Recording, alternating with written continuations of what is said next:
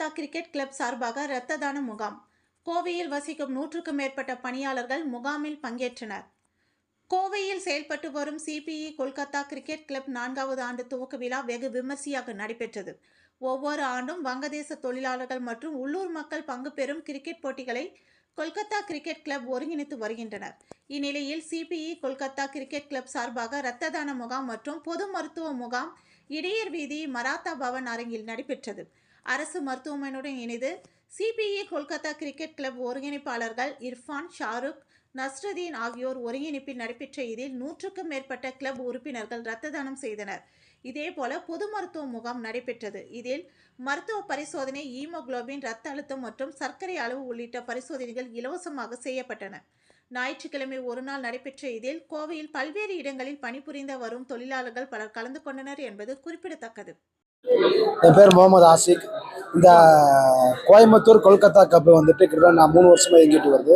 அதனுடைய 4ஆம் ஆண்டு துவக்க விழாவை முன்னிட்டு அந்த கிளப்பு சார்பில் இந்த 3 ஆண்டில் பல்வேறு உதவிகள் செஞ்சுருக்கோம்.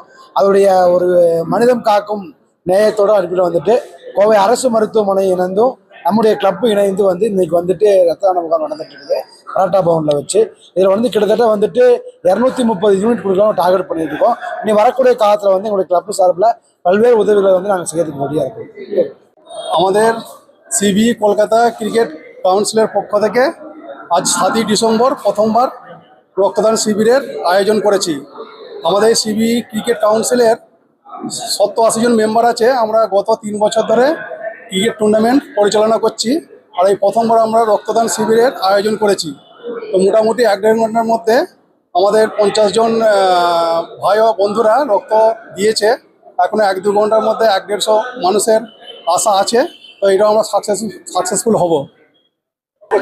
আমাদের এই ব্লাড ডোনেশন ক্যাম্প থেকে বিপি চেক করা হচ্ছে, তারপরে সুগার টেস্ট করা হচ্ছে, হিমোগ্লোবিন চেক করা হচ্ছে, রক্ত নেওয়া তো হচ্ছেই। আমাদের এখানে যে সরকারি হসপিটাল আছে জিএইচ, ওখান থেকে আমাদের রক্ত নিয়ে কালেক্ট করতে এসছে। আমরা আশা রাখবো যে আগামী বছর এর থেকে আরো বড় করব। তার জন্য আমাদের সমস্ত মেম্বারকে ধন্যবাদ জানাই।